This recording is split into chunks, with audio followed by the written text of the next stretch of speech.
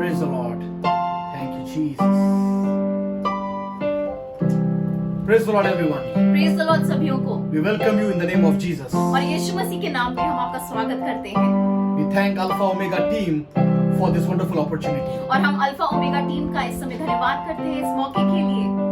He is the same yesterday, today, and वो forever. कल, आज और युगानुयुग एक समान है। He has never changed. वो कभी बदलता नहीं है, But He can change your situation. लेकिन वह आपकी परिस्थिति बदल सकता है। Believe me, right now, He can change your और situation. आज मेरे साथ भरोसा करिए कि वह आपकी परिस्थिति बदल सकता है। Life is easy when you up on that mountain and you got peace of mind like you never know. But things change when you're down in the valley, and don't lose faith, 'cause you're never alone.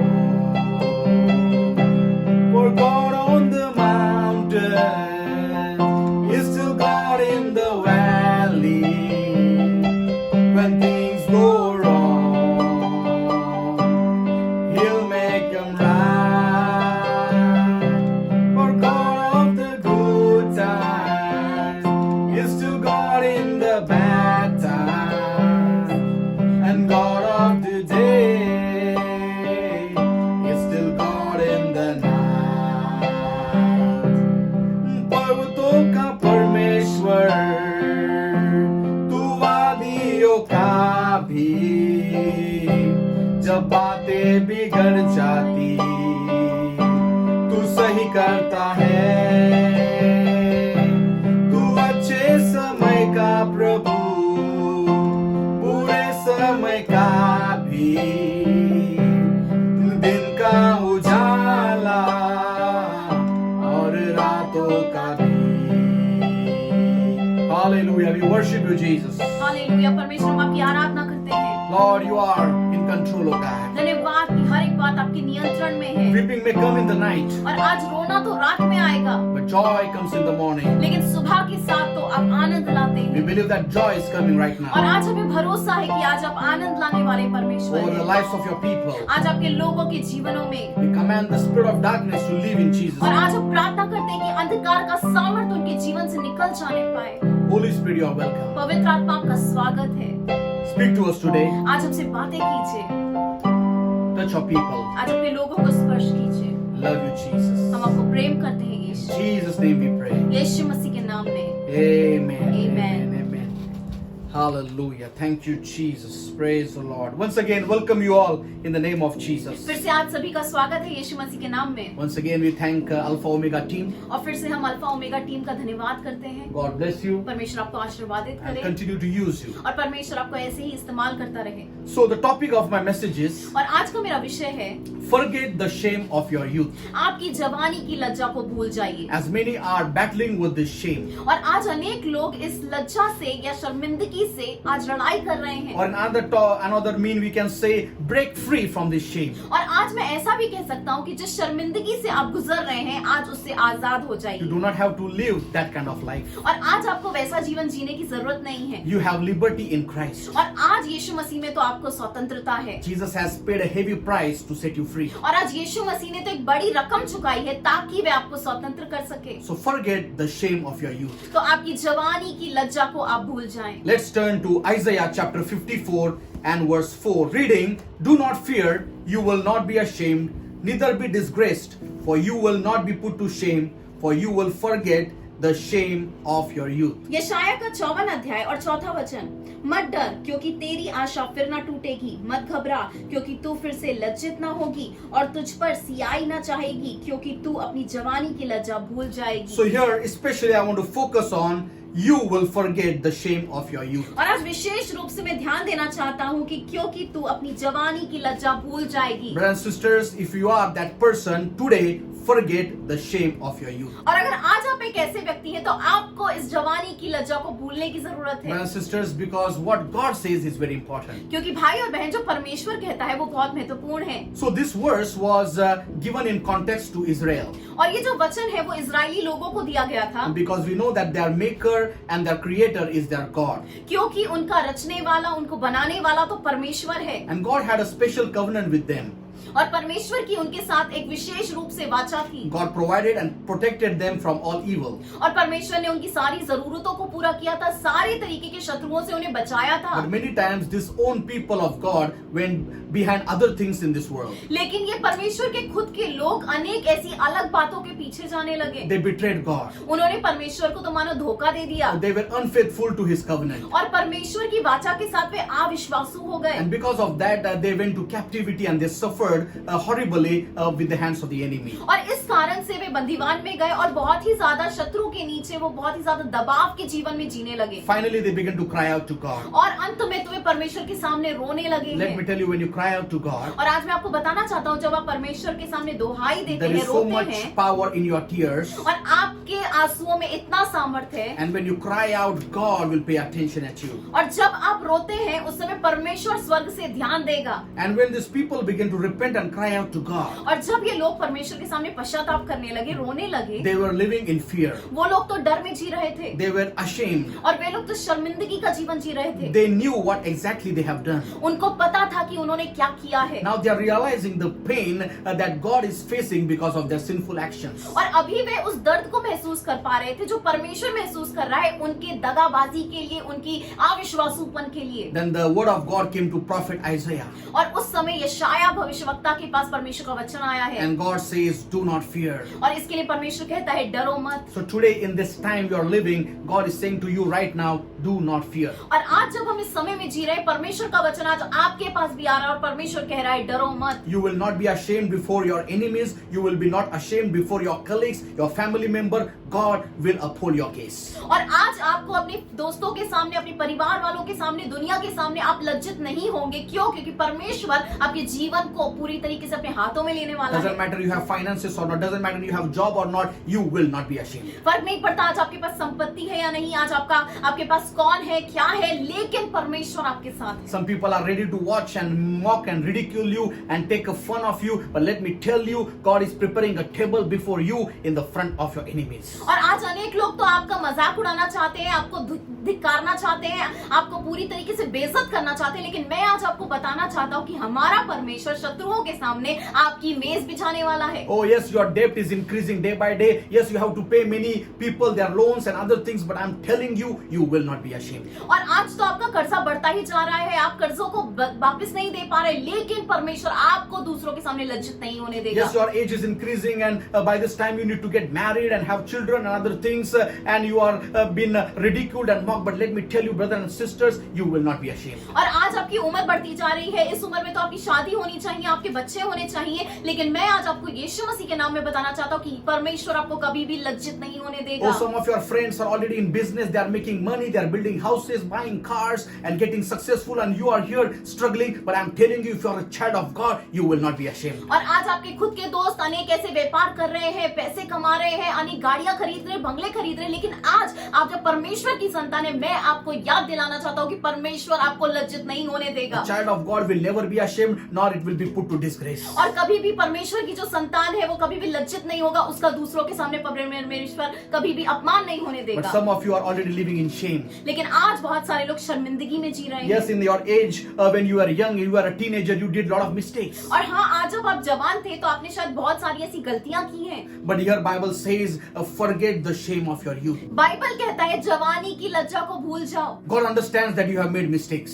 और परमेश्वर को पता है कि आपने गलतियां की हैं। And there is terrible consequences to that mistakes. और उन गलतियों का तो बहुत ही ज्यादा भयानक परिणाम है। You are still remembering about those sins which you shouldn't have done. और शायद आज आज आप वो पापों के बारे में सोच रहे जो आपको कभी करने नहीं चाहिए थे। Yes, God was grieved. हाँ, परमेश्वर को तो बहुत दुख हुआ था, But when you repented, लेकिन जब आपने पश्चाताप किया है when tears came rolling down your eyes, और जब आपकी आंखों से वो आंसू बहे हैं when your heart was broken, और जब आपका दिल टूट गया था, let me tell you, God has forgiven मैं you. आपको बताना चाहता हूँ कि परमेश्वर ने उस समय आपको माफ कर दिया है। It is His job to forgive you. और परमेश्वर का काम है तो वो आपको माफ करता है, But it is your job or responsibility to forget. लेकिन आज आपकी जिम्मेदारी है, आपका काम है कि आप उन बातों को भूल जाएं। So forgetting your shame is your responsibility. और आज आपको अपनी शर्मिंदगी को भूल जाना है, ये आपका काम है। So what is shame? और शर्मिंदगी या लज्जा, इसका अर्थ क्या होता है? In Hebrew, the word used is boshet. और इब्री में जो शब्द इस्तेमाल हुआ है वो है बोशित। It means to be ashamed, confused, or greatly put to shame or shameful things. और इसका अगर हम मतलब देखें तो इसका मतलब होगा ऐसे शर्मिंदा होना, पूरी तरीके से निरादर होना, अपमानित होना।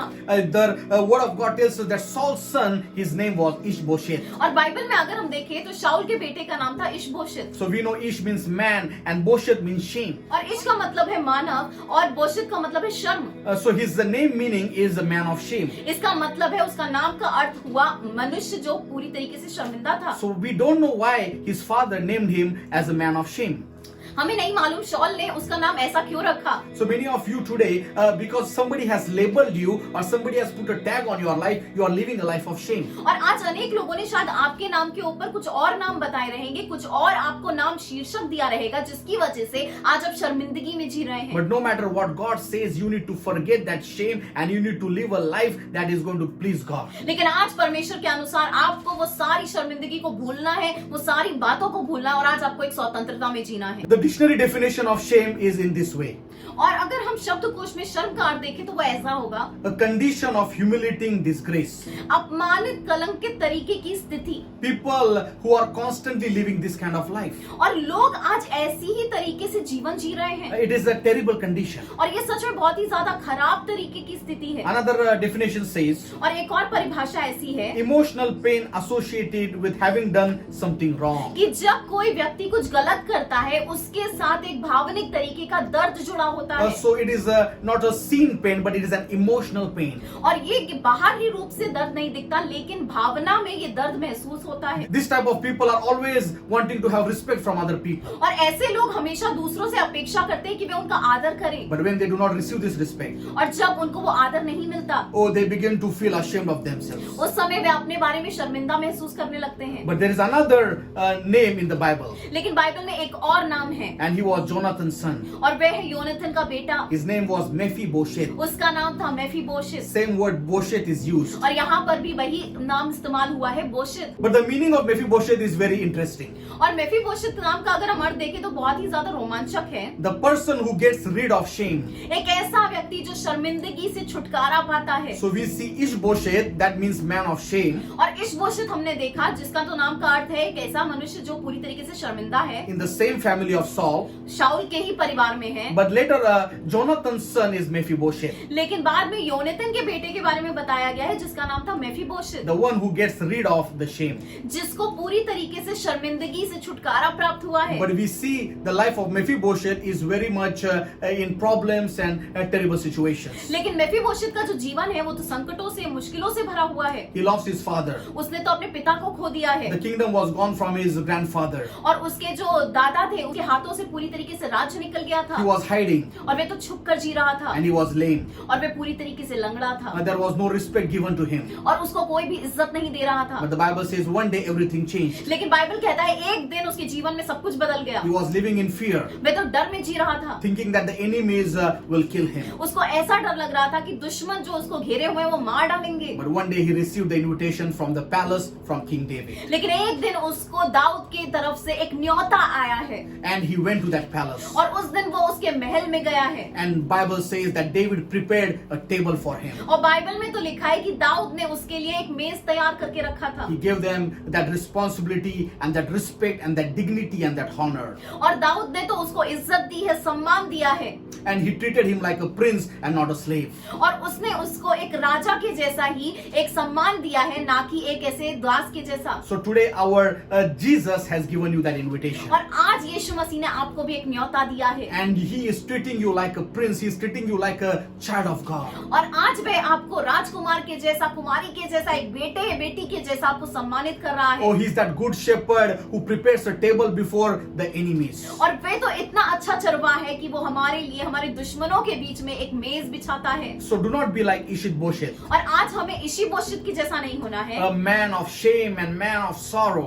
एक ऐसा व्यक्ति जो दुखों से भरा हुआ है, शर्मिंदगी से भरा हुआ है। But when we come to our Jesus, लेकिन जब हम हमारे यीशु मसीह के पास आते our हैं, life become like Mephibosheth. हमारा जीवन तो मेफीबोशेत के जैसा हो जाता है। We get rid of all the shame. हम पूरी तरीके से शर्मिंदगी से मुक्ति हो जाते हैं। So it is your responsibility, because Bible says forget the shame of your youth. और आज परमेश्वर का वचन कहता है कि हमें अपने जवानी की शर्मिंदगी से मुक्त होना है। So God is giving you that responsibility. और आज परमेश्वर आपको वो जिम्मेदारी दे रहा So है। right now many of you can relate to what the conditions is mentioned here. और आज जिन स्थितियों के बारे में मैं बताऊंगा, वो सारी स्थिति में आप देखिए जरा, आप भी ऐसा महसूस करते The होंगे। people who are in shame, जो लोग शर्मिंदगी में जाते they हैं, are always living a lonely life. वे हमेशा अकेलेपन का जीवन जीते They हैं। always hide from others, वे हमेशा दूसरों से छुपकर जीवन जीते हैं, just like Adam and Eve. जैसे आदम और हवा। They always think that somebody is going to judge them. उनको हमेशा लगता है कि कोई तो उनका न्याय करेगा। Second thing, दूसरी बात, they always suppress their emotions inside of them. वे हमेशा अपनी भावनाओं को अपने अंदर ही अंदर दबाते हैं। They think that nobody cares for them. उनको तो ऐसा लगता है कि कोई भी मेरे बारे में चिंता नहीं करता। And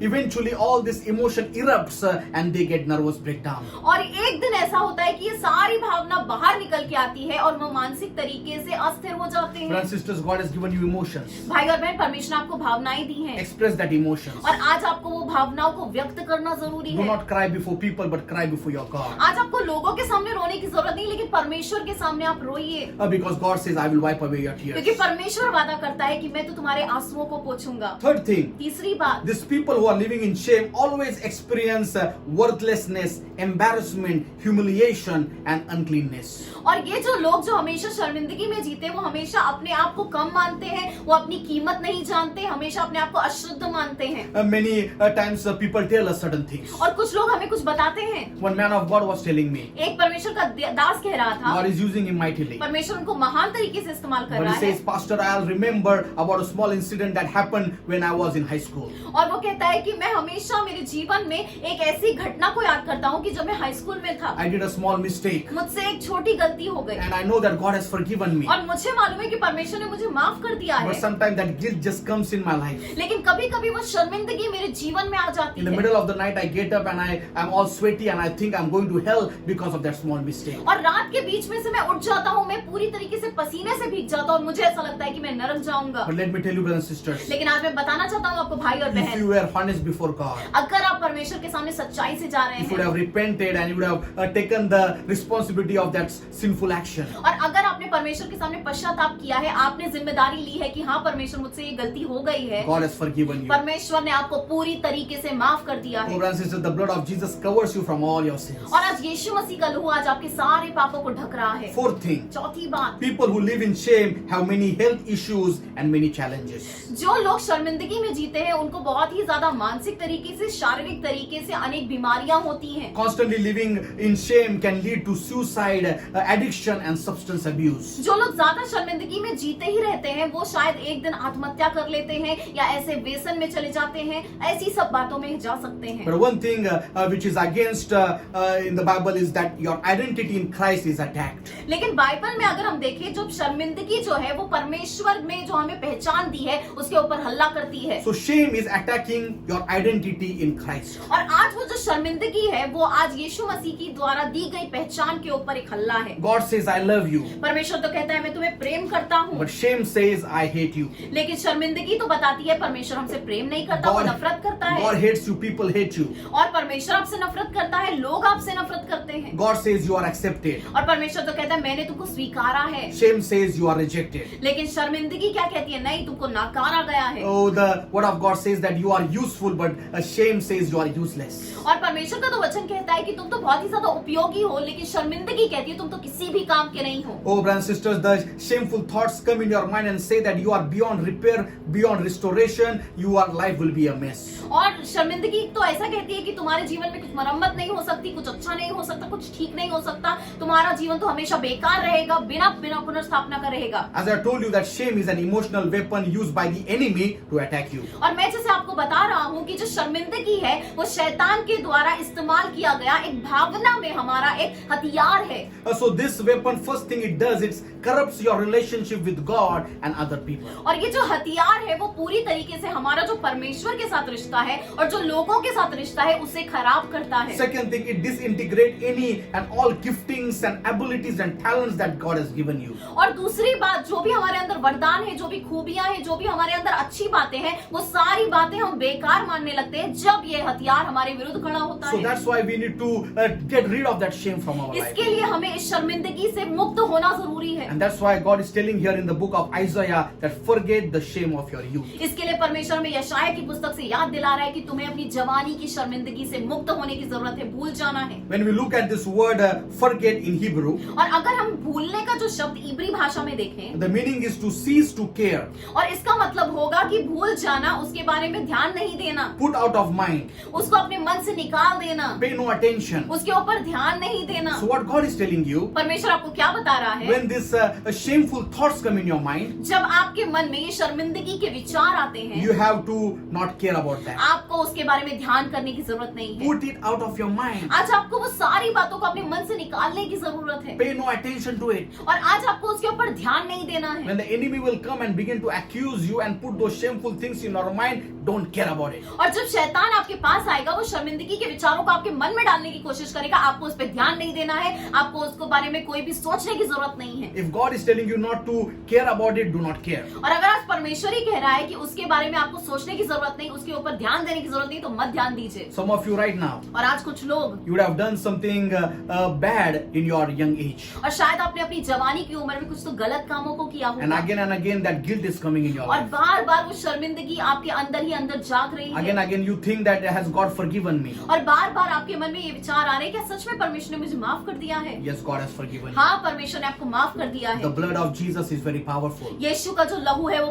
बहुत सामर्थी So है। always remember this thing. और हमेशा ये बात याद रखिए When the thoughts of shame come in your mind, कि जब भी शर्मिंदगी की सोच आपके मन में आती है, remember first thing, सबसे पहली बात, your maker is your God. आपका रचने वाला, बनाने वाला परमेश्वर He है, has created you. उसने आपकी निर्मित की है। Second thing, दूसरी God बात, always make good things. परमेश्वर तो हर एक चीज को अच्छा बनाता He है has made you.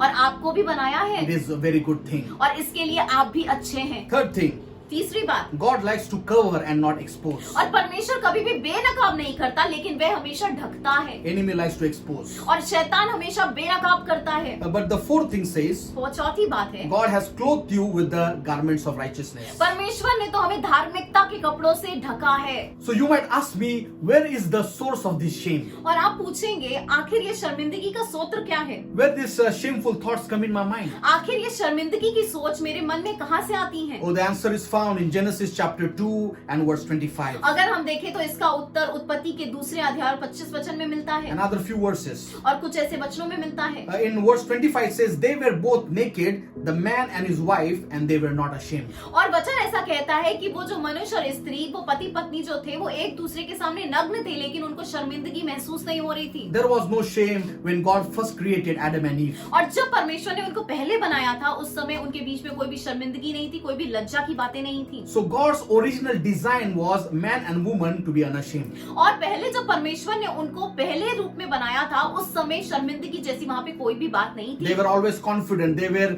always creative, and they were connected with God. और वे हमेशा आत्मविश्वास से भरे हुए थे, उनकी अलग अलग ऐसी सोचें थी, और वे परमेश्वर से हमेशा जुड़े हुए थे, They had intimate relationship with God. और उनका परमेश्वर के साथ बहुत ही ज्यादा नजदीकी तरीके का रिश्ता था। But everything changed when they sinned. लेकिन सब कुछ बदल गया जब उन्होंने पाप किया है। Genesis Genesis chapter 3 verse 7 to 10 says, I was afraid because I was naked and I hid myself. और अगर हम उत्पत्ति के तीसरे अध्याय 7 से 10 वचन में देखें तो वहाँ पे आदम कहता है कि मैं तो डरा हुआ था और मैं अपने आप को छुपाने की कोशिश कर रहा था। Till now this emotion of being fearful never came. और अभी तक ये डरने की जो भावना है, अभी तक ये भावना कभी भी नहीं देखी जा सकती। Adam did not fear any time. और आदम तो आज तक कभी डरा नहीं था। Oh, there were mighty big animals and other things. God himself was talking to him, but there was no fear. उसके सामने तो बड़े बड़े जानवर थे, परमेश्वर खुद उससे बातें कर रहा था, लेकिन आदम के जीवन में ये डर की भावना कभी नहीं आई थी। The moment he sinned, लेकिन जिस समय उसने पाप किया है, shame entered in the picture.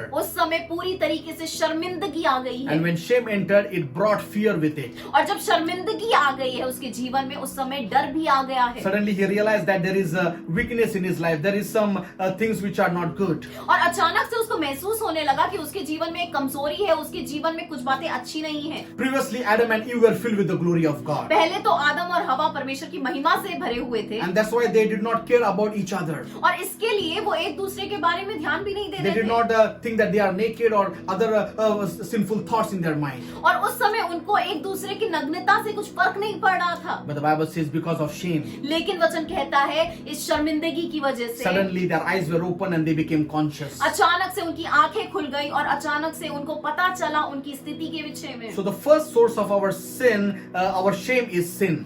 और सबसे पहला स्रोत कैसे हम शर्मिंदगी महसूस करते हैं? हमारे पापों की वजह से। Because of sin, the shameful thoughts, the fear and other things enter in our life. और पाप की वजह से हमारे जीवन में शर्मिंदगी महसूस होती है। Proverbs chapter 14 verse 34 says, righteousness exalts a nation, but sin is a reproach to any people. नीति वचन के 14 अध्याय और 34 वचन में अगर हम देखें तो धार्मिकता एक राष्ट्र को ऊंचा उठाती है, लेकिन पाप की वजह से लोग अपने जीवन में अपमान महसूस करते So हैं। here the word reproach is used. और यहाँ पर अपमान शब्द इस्तेमाल हुआ है। And the meaning in Hebrew is to put to shame, to humiliate. और अगर हम इब्री में उसका अर्थ देखें तो इसका अर्थ होगा नीचे करना या पूरी तरीके से अपमानित करना। So our sin affects not only our lives but also other people. और हमारे पाप की वजह से हमको असर नहीं पड़ता, लेकिन दूसरे लोगों के जीवन पे भी असर पड़ता है। It brings embarrassment and it brings shame in our life. और इसकी वजह से हम शर्मिंदगी महसूस करते हैं, पूरी तरीके से हम अपने आप को अपमानित महसूस करते So हैं। today you might be feeling that I am a shameful person. और आज आपको ऐसा लगता होगा मैं तो बहुत ही ज्यादा शर्मिंदा व्यक्ति हूँ,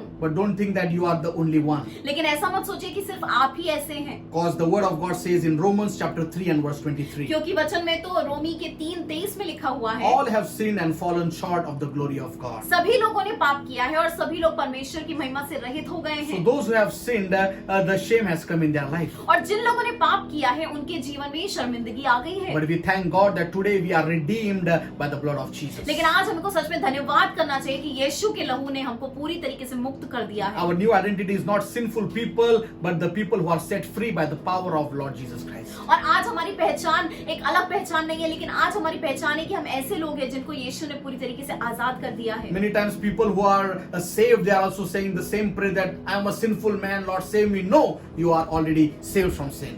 और आज अनेक लोग जिनका उद्धार हो गया है, अभी भी वो ऐसी प्रार्थना करें, परमेश्वर मैं पापी हूँ, मुझे माफ कर दे। नहीं, आज आप पापी नहीं हैं, आज आप उद्धार पाए हुए लोग हैं। Not I was, your identity should be I was a sinner, not I am a sinner. और आज आपकी पहचान ऐसी नहीं होनी चाहिए मैं पापी हूँ, लेकिन आप तो ऐसा कहना चाहिए मैं पापी था, अभी नहीं I हूँ। was a sinner, but now I am a saint. मैं पहले पापी था, लेकिन आज तो मैं संत हो गया हूँ। So the first source of shame is our sin. और सबसे पहला स्रोत हमारी शर्मिंदगी का है पाप। Second thing, दूसरी बात, it is hearing the voice of the enemy. और कभी कभी जब हम शैतान की आवाज सुनते हैं, Oh, we see here in Genesis 3:11. अगर हम उत्पत्ति के 3:11 में देखें, God says to Adam, who told you that you were naked? परमेश्वर ने आदम को प्रश्न पूछा है, तुमको किसने कहा कि तुम नग्न हो? Because God never told it. क्योंकि परमेश्वर ने तो कभी नहीं बताया था, Then who told it? तो किसने बताया? We know that the enemy likes to accuse. शैतान हमेशा लोगों के ऊपर दोष लगाता है, And he always says contrary or opposite things what God tells you. और वह हमेशा परमेश्वर के वचन के विरुद्ध बोलता है। We know that when they sinned, the enemy would have come to them and pointed all their weaknesses. और मुझे ऐसा लगता है कि जब शैतान ने बोला होगा, उसने उस समय आकर सारी कमियां बताई होंगी, दोष लगाए होंगे। He would have said that now you will die and everything is going to be bad and you are a sinful person, and he began to accuse them. और शायद उसने कहा होगा कि अभी तुम तो पूरे तरीके से पापी व्यक्ति हो, तुमने गलती की है, अभी तो तुम मरने वाले हो। So Satan or the demonic voices made them aware of their nakedness and judgment of God. और जो ऐसा शैतान था और जो उसकी आवाज थी वो उनको बता रहा था कि तुम पूरी तरीके से अभी गिर गए हो, तुम पापी हो और तुम्हारे ऊपर न्याय होने वाला है। And that's why Adam hid himself. और इसकी वजह से आदम ने अपने आप को छुपाया। Revelation 12 and verse 10 says, the accuser of the brethren who accused them day and night. और अगर हम देखें प्रकाशित वाक्य के 12:10 में लिखा है, हमारे भाइयों के ऊपर दोष लगाने वाला रात और दिन परमेश्वर के सामने उनके ऊपर दोष लगाता रहता है। So one of the job or responsibility of Satan is to accuse you day and night. और शैतान का एक जो विशेष काम है वो आपको रात और दिन आपके ऊपर दोष लगाना है। So he is accusing you day and night and with all those shameful things and the guilt and all kinds of negative thoughts. और आज वे आपको दोष लगा रहा है अलग अलग गलत सोचों के द्वारा, नकारात्मक बातों के द्वारा, अलग अलग गलत आवाजों के द्वारा। So the second source of shame is the devil's voice. और अगर शर्मिंदगी का दूसरा हम सूत्र देखेंगे तो वो है शैतान और उसकी आवाजें। Third thing, तीसरी बात, it is the shaming actions of others. कभी कभी लोगों के शर्मनाक कामों की वजह से हम शर्मिंदा महसूस करते Or हैं। we can say because of people's actions or because of their negativity, we feel ashamed. कभी कभी लोगों के कामों की वजह से, बर्ताव की वजह से या उनकी नकारात्मक बातों की वजह से हम शर्मिंदा महसूस होते हैं। Sometimes we hear the opinions of people and a lot of times those opinions are negative and they are criticizing you out of nowhere. और कभी कभी जब हम लोगों के सुझाव सुनते हैं हमारे विषय में तो वो हमारी निंदा करने के विषय में होते हैं, हमें नीचे करने के विषय में होते हैं और वो हमारे जीवन में शर्मिंदगी को ला सकते हैं। Oh brothers and sisters, also because of other people's actions we suffer shame. और कभी कभी दूसरों के कामों की वजह से, बर्ताव की वजह से हम शर्मिंदा महसूस करते A lot हैं। of times they are physical abuse. और कई बार तो ऐसे शारीरिक शोषण होता है। Especially a lot of times a lot of small children go through this physical abuse. और कई बार छोटे बच्चों को शारीरिक तरीके के शोषण से जाना पड़ता है। Yes, we as parents need to discipline our children. माता पिता होने के अनुसार तो हमको अपने बच्चों को अनुशासन करना ही But चाहिए। sometimes the people who are alcoholics and used to drugs, they beat their children, they throw them at wall and they are physically abused. लेकिन अनेक बार जो शराबी होते हैं और अनेक ऐसी नशीली पदार्थों के व्यसन में होते हैं वो अपने बच्चों को बहुत बेकार तरीके से मारते हैं, दीवारों पर फेंकते हैं, बहुत ज्यादा शारीरिक शोषण करते हैं। Other action that puts shame in our life is verbal abuse. और कई बार ऐसे मौखिक शोषण की वजह से भी हम शर्मिंदा महसूस करते हैं। Oh, some people like to criticize and speak negative. और कुछ लोगों की तो आदत ही होती है नकारात्मक बातें बोलना, दूसरों को नीचा दिखाना। They put a label on your life. और कई बार वे लोगों के ऊपर अलग अलग नामों को देते हैं, शीर्षकों को देते हैं। Some people have said that the people who are older than them or their parents or their teachers, they cursed at them. और कई लोग तो ऐसा बताते हैं जो लोग उनसे बड़े थे, कुछ लोग जो उनके माता पिता, कुछ शिक्षकों ने उनके ऊपर ऐसे धिक्कार के शब्दों को बोला है, उनको श्रापित किया है। They say that you will never be successful. उन्होंने उनको कहा है कि तुम कभी भी अपने जीवन में यश नहीं प्राप्त कर So सकते। these things keep on revolving in their mind. और ऐसी सब बातों को वो अपने मन ही मन में सोचते रहते हैं। Because of people putting tag on their life and a label on their life of a failure, they think that they have to live this shameful life. और अनेक लोग ऐसा सोचते हैं कि कुछ लोगों ने जब उनको असफल बोला है, नाकामयाब बोला है, ऐसा शीर्षक उनको मिला है, इसका मतलब कि मुझे ऐसे ही शर्मिंदगी में ये जीवन को बिताना है। Another thing, एक और बात, it is unfavorable comparison. एक ऐसे तरीके का तुलना जो अच्छा नहीं रहता। So many times the parents say to their children, I wish you were better than your older brother. माता पिता अनेक बार ऐसा कहते हैं, काश ऐसा होता कि तुम भी बड़े भाई के जैसे होते। They say that you can be as successful as your sister. तुम्हारी बहन जितना ज्यादा यश पाती है उसकी जैसे तुम भी हो जाओ। Why don't you become like your friend? और तुम अपने दोस्त के जैसा क्यों नहीं बन जाते? So when we cannot match their expectation, it can produce that feeling of shame in our और life. कई बार जब हम उनकी अपेक्षा पूरा नहीं कर सकते उस समय हम अपने आप को शर्मिंदा महसूस करते हैं। Another thing is manipulation and control. एक और बात है, लोग अपने हमारे मन को बदलने की इच्छा रखते हैं, हमारे मन में खिलवाड़ करना चाहते हैं और साथ ही हमारा नियंत्रण भी लेना चाहते हैं। Especially in relationships. रिश्तों में विशेष रूप से They are saying that if you love me, you should do this, you should do that. और लोग कहते हैं अगर तुम मुझसे सच में प्रेम करते हो तो तुम मेरे लिए ये करो, मेरे लिए वो करो। And when people do not fulfill their expectations, और जब लोग वो अपेक्षाओं को पूरा नहीं कर पाते they have that guilt, they have that shame in their life. और उस समय उनके मन में वो शर्मिंदगी महसूस होती है, शर्म महसूस So होती these है। are some things which are the source of shame in our life. और ये कुछ ऐसी बातें हैं जो शर्मिंदगी का स्रोत हैं। So what happens when we have this shame in our life? क्या होता है जब ये शर्मिंदगी हमारे जीवन में होती है? What are the consequences? इसके परिणाम क्या होते हैं? First consequence, पहला परिणाम है that fear comes in our life. हमारे जीवन में एक डर महसूस होता है। Genesis 3 verse 7 to 10 says, उत्पत्ति का 3:7 से 10 कहता है, it says, I was afraid. वो कहता है वहाँ पर मैं तो डर गया Till था। now, Adam was not afraid of any animal or any thing that was in the garden. और अभी तक तो आदम किसी भी चीज से डरता नहीं था, जानवरों के बीच में रहता था, परमेश्वर के साथ संगति में रहता था, उसके अंदर डर नहीं था। He was not even afraid of God. और मैं तो परमेश्वर से भी नहीं डरता था। But because of sin and because of shame, now he's afraid of God. लेकिन अभी शर्मिंदगी की वजह से आज वो डरने लगा है। Today, are you afraid of God? क्या आज आप परमेश्वर से डरते हैं? You think that you are going to get destroyed and your end will be horrible?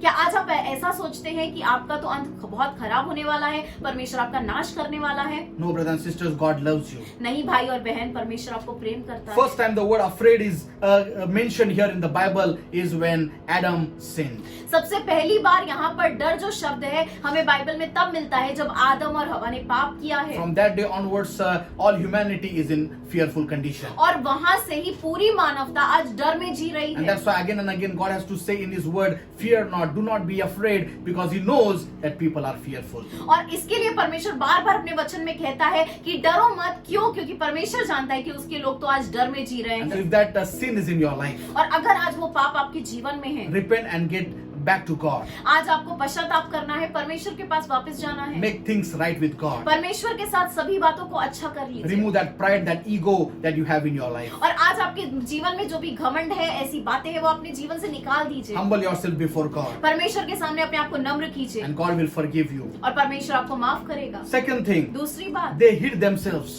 आदम यहाँ पर कह रहा है कि मैंने अपने आप को छुपाया है। So second consequences is people hiding, living a life of loneliness, building walls around their lives. और दूसरा ऐसा परिणाम होता है कि जब लोग शर्मिंदगी में जीते हैं तो वो मानो अपने आप को अकेलेपन का जीवन जीने लगते हैं, अपने आप को छुपाने लगते हैं, दूसरों के सामने नहीं आने की ऐसी वृत्ति हो जाती है उनकी। He was not only hiding physically but also spiritually. वह तो सिर्फ शारीरिक रीति से नहीं लेकिन आत्मिक रीति से भी छुप रहा था। Who was he hiding? वो किससे छुप रहा था? He was hiding from God, वह तो परमेश्वर से छुप रहा the था, one who loves him, जो उससे प्रेम करता the one है, who has a good relation with him. जिसके साथ उसका एक अच्छा रिश्ता है। So many of you today are hiding from God. और आज शायद आप में से अनेक लोग आज परमेश्वर से छुप रहे हैं। The reason you don't go to church is because you think that God will judge you or you have something going on in your life. और शायद आज आपको ऐसा लगता है कि मैं कलीसिया नहीं जाऊंगा, मैं किसी के साथ सहभागिता नहीं करूंगा। क्यों? क्योंकि लोग मेरा न्याय करेंगे, परमेश्वर मेरा न्याय करेगा। Third thing, तीसरी बात, sense of unworthiness. एक ऐसा महसूस होना कि मैं तो कुछ लायक ही नहीं हूँ, मेरी कुछ कीमत ही नहीं है। Adam says, I was naked, and his feeling of guilt and shame and weakness has entered in his life. और अभी आदम बोलने लगा कि मुझे डर लग रहा था, मैं छुप रहा था क्योंकि मैं नग्न हूँ। इसका मतलब ये कि अभी उसको पता चल रहा था कि उसके अंदर कुछ कमी है। So many of you feel that feeling of unworthiness. और आज शायद आपको ऐसा लगता होगा मेरी तो कुछ कीमत ही नहीं है, मैं तो किसी लायक ही नहीं Many हूँ। times people pray this prayer. और लोग अनेक बार ऐसी प्रार्थना करते हैं, Oh Lord, I am a dust. Lord, I am an insect. परमेश्वर मैं तो एक कीड़े के समान हूँ, मैं तो इस धूल हूँ, मिट्टी हूँ। Oh, many say that, oh Lord, I am a sinner. और लोग ये भी कहते हैं परमेश्वर मैं तो पापी हूँ। But if you are in Christ, लेकिन आज अगर आप यीशु मसीह में हैं, you are a child of God. आप परमेश्वर की संतान You हैं are seated in heavenly places. और आज तो आप स्वर्गीय ऐसी जगहों पर बैठे हैं। Your life has value and worth. आज आपके जीवन में एक मकसद है, एक तरीके की एक कीमत है। Fourth thing, चौथी बात, we live a self-centered life. चौथी बात, हम स्व केंद्रित जीवन जीते हैं। Adam is saying now, I was hiding, I am naked. The word I, it is self. और यहाँ पर आदम कहता है मैं तो डर गया था, मैं तो छुप रहा था, मैं तो नग्न हूँ। यहाँ पर मैं शब्द बार बार इस्तेमाल हुआ है। So the focus is shifted from God to I. और यहाँ पर परमेश्वर के ऊपर जो केंद्र होना चाहिए था वो अभी खुद के ऊपर आ गया है। Now they are not God conscious, but they are self conscious. और अभी वो परमेश्वर के बारे में नहीं सोच रहे, अपने बारे में सोच रहे It is हैं। about their performance. और अभी तो वो कुछ ऐसा क्रूरती करने के बारे में सोच रहे It हैं। is about the actions that will please God, or it is on the works mentality. और अभी वो अपने कामों के ऊपर निर्भर हो गए, मैं क्या करूं, मैं क्या नहीं करूं जिससे परमेश्वर खुश हो जाए। Fifth thing, पांचवी बात, the blame game started. और लोगों ने दोष लगाना शुरू कर दिया। In verse 12 we see Adam is saying, the woman that you gave me, she gave me this fruit. वचन में अगर हम देखें तो आदम कहता है ये स्त्री परमेश्वर जो तूने मुझे दी है उसने मुझे फल दिया है। And Adam began to blame Eve, Eve began to blame the serpent. और आदम ने हवा के ऊपर दोष लगाया है और हवा ने ऐसे सांप के ऊपर दोष लगाया And है। from that day onwards till now, everyone is blaming one another. और उसके बाद से आज तक सभी लोग एक दूसरे के ऊपर दोषी लगा रहे हैं। Other thing is people wear a false identity. और एक और बात है, लोग तो ऐसी झूठी पहचान लेकर घूमते हैं। They are wearing a mask or creating a false identity and a false image. और लोग ऐसे मानो तो एक झूठा मुखौटा पहने हैं, अपनी एक झूठी उन्होंने एक तस्वीर बना ली है, झूठी तरीके का एक पहचान बना ली है। Inside they are hurting, inside they are crying, but outside they show that everything is all right. और अंदर से तो वो बहुत ज्यादा दुखित है, बहुत ज्यादा टूटे हुए हैं, लेकिन बाहर से वो क्या दिखा रहे हैं, मैं सब कुछ अच्छा है, मैं बहुत ज्यादा खुश हूँ। And lastly, people transfer their shame into other people's lives. आखिरी बात, लोग जो शर्मिंदगी अपने अंदर लेके घूमते हैं वो लोगों को भी देते हैं। As they say, hurting people hurt others. जैसे एक कहा ही गया है कि जो दुखित लोग हैं वो दूसरों को दुखी करते हैं। So after hearing about the source of shame, और अभी जब हमने देखा है कि शर्मिंदगी का स्रोत क्या है also the consequences of shame, और शर्मिंदगी के परिणाम क्या हैं, now you will ask me, how can I be free? और आज आप मुझे पूछेंगे मैं आजादी कैसे पाऊं? Will I ever be able to live a victorious life? क्या मैं कभी भी विजयी जीवन जी सकता हूँ? Yes, you can live a victorious life. हाँ, आप विजयी जीवन जी सकते हैं। Yes, you can live a life which is free of shame. और आप ऐसा जीवन जी सकते हैं जो शर्मिंदगी से मुक्त है। First thing, पहली बात, agree with God's word about your identity. आपकी जो परमेश्वर के वचन के द्वारा जो पहचान है उसके साथ आपको सम्मति करनी है।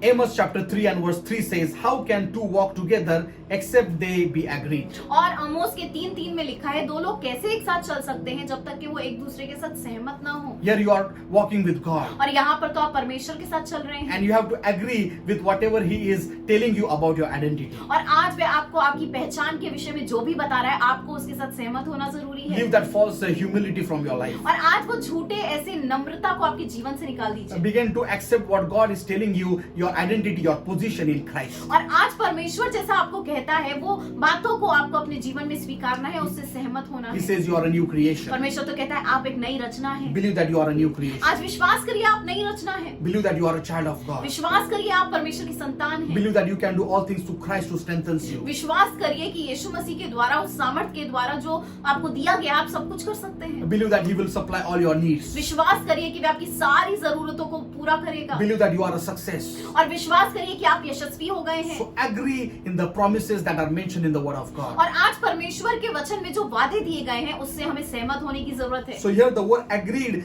in Hebrew means to be intimate with such a way that you can reproduce. सहमत होना, अगर हम इब्री भाषा में इसका मतलब देखें तो इसका अर्थ होगा कि एक किसी के साथ तो इतना ज्यादा नजदीकी का रिश्ता रखना जिससे कुछ उत्पन्न होने पाए। So the relationship of husband and wife, that intimate relationship is used. और यहाँ पर पति और पत्नी के बीच में जो नजदीकी का रिश्ता होता है वो रिश्ता यहाँ पर ऐसा इस्तेमाल किया गया है। So God is saying that you need to be so intimate with me that you will produce the fruits, you will produce the faith, you will produce miracles in your life. और परमेश्वर आज कह रहा है कि वैसे ही तुमको आज मेरे साथ इतना नजदीकी का रिश्ता रखना है ताकि तुम्हारे जीवन से वो फल उत्पन्न हो सके, वो विश्वास के काम उत्पन्न हो सके, वो सारे वरदान उत्पन्न हो सके, वो चमत्कार उत्पन्न हो सके। So agree to the promises of God. और आज परमेश्वर के वादे के ऊपर आपको सहमत होने की जरूरत है। Second thing, how can I be free from shame? दूसरी बात, मैं शर्मिंदगी से कैसे मुक्त हो सकता हूँ? Stop listening to all the negative voices or the voices of the devil. नकारात्मक ऐसी आवाजों को, शैतान की आवाजों को सुनना बंद करिए। Because we know that the enemy is accusing you day and night. क्योंकि हमें मालूम है शैतान तो आपको रात और दिन आपके ऊपर दोष लगा रहा है। Also break all the agreements that you have made with the enemy. और शैतान के साथ आपने जितनी भी ज्यादा ऐसी सहमति की है वो सारी बातों को निकाल दीजिए। Sometimes we make agreement with our own words. कभी कभी हम खुद के बातों के द्वारा, अपने शब्दों के द्वारा ही हम सहमति कर लेते हैं। Bible says there is life and death in your tongue. और वचन तो ऐसा कहता है कि आपकी जबान में मृत्यु और जीवन का सामर्थ्य है। Sometimes you have cursed your own life. और कभी कभी तो आपने खुद के जीवन को ही श्राप दे दिया है। You said that I will never be a success. और आप ऐसा बोलते हैं मुझे तो कभी भी यश नहीं मिलेगा। I will always be inferior. और कभी मैं हमेशा ऐसा नीचा ही रहूंगा। I will always be unsuccessful in my life. मेरे जीवन में कभी भी यशस्वी नहीं होने वाला। I will have bad things in my life. मेरे जीवन में तो कुछ भी अच्छा ही नहीं होने वाला। Or rebuke and break that agreement. और आज वो सारी बातों के साथ जो आपने सहमति की है वो सारी बातों को निकाल दीजिए अपने जीवन से। Stop taking the opinions from people. और लोगों से सुझाव लेना बंद करिए। Let God define your identity. और आज आपकी पहचान सिर्फ और सिर्फ परमेश्वर से आपको प्राप्त होने पाए। Stop all that accusing noises that you are hearing. और आज जो भी दोष लगाने वाली आवाजें हैं उनसे आप मुक्त हो जाइए। Keep yourself away from the people who will always reject you and who will always ridicule you or mock you. और ऐसे लोगों से तो दूर ही रहिए जो आपको हमेशा नकारते हैं, जो हमेशा आपको नीचा दिखाते हैं। Bible says in Romans chapter 8 and verse 1. और रोमियो का 8वां अध्याय पहले वचन में लिखा है, There is now no condemnation to those who are in Christ Jesus, who walk not according to the flesh but according to the Spirit. और अब जो यीशु मसीह में है उनके ऊपर दोष कौन लगा सकता है? ऐसे लोग जो आत्मा के द्वारा चलते हैं, देह के द्वारा नहीं। So if you are walking in the Spirit, और अगर आज आप आत्मा के अनुसार चल रहे that हैं, means Holy Spirit is leading your life. इसका मतलब है पवित्र आत्मा आपके जीवन का मार्गदर्शन कर रहा है। Nobody can condemn you. कोई भी आपके ऊपर दोष नहीं लगा सकता, Nobody can judge you कोई भी आपका न्याय नहीं कर सकता, because the Holy Spirit is with you. क्योंकि पवित्र आत्मा आपके साथ है। But even though Holy Spirit is with you, you still hear the voices of the devil. लेकिन अनेक बार पवित्र आत्मा जब आपके साथ है तब भी आप शैतान की आवाजों को सुनते So हैं। according to James 4 and 7, you need to resist the devil. और इसके लिए याकूब के 4:7 के अनुसार आपको शैतान का सामना करना है। Brothers and sisters, you are in a conflict and a battle. और हम तो एक लड़ाई में हैं, एक युद्ध में हैं, An enemy is behind your soul. और शैतान तो हमारी आत्मा का नाश करना चाहता है। So resist him और इसके लिए हमें उसको धमकाना जरूरी and है, he will run from you. और वह आपसे भाग जाएगा। Last thing, आखिरी बात, come to Christ. परमेश्वर के पास आइए। Jesus said, यीशु ने कहा, those who are heavy laden, those who are weary with burden, come to me और बोझ से दबे हुए लोगों मेरे पास आओ, and I will give you peace and I will give you rest. मैं तुमको शांति दूंगा, मैं तुमको आराम दूंगा। So shame is a type of a bondage. और अगर शर्मिंदगी को देखा जाए तो वो तो एक तरीके का बंधन है, एक तरीके का बोझ है। So bring that bondage to God आज वो बोझ को परमेश्वर के पास and लाइए you will be completely set free. और आप पूरी तरीके से मुक्त हो जाएंगे। Understand that Jesus bore your shame. हमेशा याद रखिए कि यीशु मसीह ने वो शर्मिंदगी को अपने ऊपर उठाया है। Jesus understands what it means to be ashamed और यीशु को पता है शर्मिंदगी का अर्थ क्या होता है, because people often mocked at him and ridiculed him. क्योंकि लोगों ने तो यीशु के ऊपर धिक्कारा था और लोगों ने यीशु को शर्मिंदा किया था He was physically abused. और उसको शारीरिक तरीके से शोषण किया गया है। 39 stripes on his back. 39 ऐसे फटके उसको मारे गए हैं He was verbally abused. और उसको मौखिक तरीके से शोषण किया गया है People named him names and gave him different types of tags on his life. और उसके जीवन पे अलग अलग नामों को बोला गया है, अलग अलग ऐसे शीर्षक दिए गए हैं। People often criticized him. लोगों ने तो उसकी बेइज्जतियां की हैं So he was also receiving all kinds of shame. और यीशु भी अनेक तरीके की शर्मिंदगी से जा रहा But था। why did he receive that shame? लेकिन उसने वो शर्मिंदगी क्यों स्वीकारी It है? is for you and me. आपके और मेरे लिए। Oh, his pain and it was our gain. और उसने तो दर्द उठाया लेकिन हमारे लिए तो वो लाभ का हुआ है। So just because he received that shame, we can receive a preferential treatment. और आज जब उसने अपने ऊपर वो दुख उठाया है, दर्द उठाया है, आज हमको एक अनुग्रह मिलता है। So brothers and sisters, you can walk in that favor, you can walk in dignity and honor. और आज आपको परमेश्वर के द्वारा अनुग्रह में जीना है, वो सम्मान में जीना है, इज्जत में जीना है। Matthew chapter 27 verse 27 to 31 says, और अगर हम मत्ती का 27 से 31 वचन देखें, Jesus was cruelly shamed by soldiers. और सिपाहियों ने तो यीशु को बहुत ही ज्यादा बुरा बर्ताव किया है He was stripped naked. और उसको तो पूरी तरीके से नग्न कर दिया गया है। The punishment that received by Jesus was crucifixion, which was a public shame. और यीशु मसीह के ऊपर जो ऐसा तरीके का उसको क्रूस पर चढ़ाने की सजा दी गई है, वो समाज के सामने एक शर्मिंदगी का प्रतीक है। He did it for you, brother. और उसने ये सारी चीजें आपके लिए सह ली He हैं, did it for you, sister. बहन आपके लिए सह ली हैं। Do not live a life which is full of shame. और आज शर्मिंदगी का जीवन मत जिए। As I told you about Mephibosheth, मैंने आपको मेफीबोशेत के बारे में बताया है, he was born lame. वो तो ऐसे लंगड़ा पैदा हुआ था From a childhood, he was lame. और वे अपने बचपन से ही लंगड़ा था He was living a life of seclusion and loneliness. और वे तो अकेलेपन का और हमेशा अलग रहने का जीवन जी रहा था। Mephibosheth was born in a royal family, उसका जन्म तो पूरी तरीके से राजघराने में हुआ था, but he was living a life of loneliness. लेकिन वह अकेलेपन के जीवन को जी रहा था। He was thinking that somebody is going to kill him. उसको लग रहा था कोई तो उसे मार डालेगा। Life of fear. एक डर का जीवन जी रहा था He did not have enough resources, no provision. और उसके जीवन में तो कोई भी चीजों की ऐसी पर्याप्तता नहीं थी। But one day everything changed. लेकिन एक दिन सब कुछ बदल गया। Suddenly David invited him in the palace. अचानक से एक दिन दाऊद ने उसे अपने महल में न्योता दिया है, And he went, even though he had fear in his heart. लेकिन उसके दिल में तो डर था, लेकिन तब भी वे गया है। When he went to the palace, और जब वे महल में गया in है the presence of King David, और दाऊद की उपस्थिति में गया है, everything changed. सब कुछ बदल गया So है। David made a place for him in his table. और दाऊद ने तो उसके लिए एक जगह तैयार की है उसके मेज पर, He said, "You will always eat at my table." और वे उसको कहने लगा कि तुम हमेशा मेरे मेज पर ही He खाओगे। said, "Give him the clothes of prince. और वो कहने लगा इसको राजकुमार के कपड़े पहना दो, Treat him with dignity and honor." इसको इज्जत दो, इसको सम्मान दो। He received everything that he lost. और उसने जो भी खोया था वो सारी चीजें उसने वापस पा ली। You can be that next Mephibosheth. और आज आप वो मेफीबोशेत हो सकते हैं। His meaning of his name is the one who gets rid of shame. और मेफीबोशेत का नाम का तो अर्थ है कि एक ऐसा व्यक्ति जो शर्मिंदगी से मुक्ति पाता है। So your responsibility is to get rid of that shame from your life. और आज ये आपकी जिम्मेदारी है कि आज आप शर्मिंदगी से मुक्त जीवन जिएं। We know that David is type of Christ. हम जानते हैं दाऊद तो यीशु मसीह का एक प्रतीक है। And today he's inviting you. और आज वह आपको न्योता दे रहा है। Leave that place of loneliness. और आज वो अकेलेपन के जीवन को छोड़िए। Are you hiding behind that bush? क्या आप वो झाड़ी के पीछे छुप रहे हैं? Are you hiding from God? क्या आप परमेश्वर से छुप रहे हैं? Come back to him. परमेश्वर के पास वापस आ And when you जाइए। come to him, और जब आप उसके पास वापस आते he हैं will restore you. वह आपको पुनर्स्थापित करेगा। Oh, take out that robes and the clothes of a slave. और आज वो गुलामी के कपड़ों को आपके जीवन से निकाल He's दीजिए। going to put the robes of righteousness. और आज वे धार्मिकता के वस्त्रों को आपको पहनाना चाहता है। He's going to restore your position. और आज वे आपके पद को वापस पुनर्स्थापित करना He's चाहता going है। to treat you as a friend. He's going to treat you as a prince और वह आज आपको एक राजकुमार के जैसा आपको इज्जत देना चाहता है। because you're a child of God. क्योंकि आप परमेश्वर की संतान हैं। Because your God is King of Kings and the Lord of Lords. क्योंकि आपका परमेश्वर तो राजाओं का राजा और प्रभुओं का प्रभु है। So come to our Lord Jesus. और आज परमेश्वर के पास वापस आइए। Brothers and sisters, today He is going to free you from all shame. और आज भाई और बहन परमेश्वर आपको सारी शर्मिंदगी से मुक्त करना चाहता From है। today onwards, you're going to live a life which is free from all shame and guilt, especially the guilt of your youth. और आज विशेष रूप से परमेश्वर आपको पूरी तरीके से माफ करना चाहता है, आपको शर्मिंदगी से बाहर निकालना चाहता है, विशेष रूप से आपकी जवानी की शर्मिंदगी A से। turning point is coming in your life. और आज आपके जीवन में एक मोड़ आ रहा है। Something is happening in your life. आपके जीवन में कुछ कार्य हो रहा है। Agree the word of God. और आज परमेश्वर के वचन के साथ सहमति कर And लीजिए। believe in every promise that is mentioned about you in the holy book.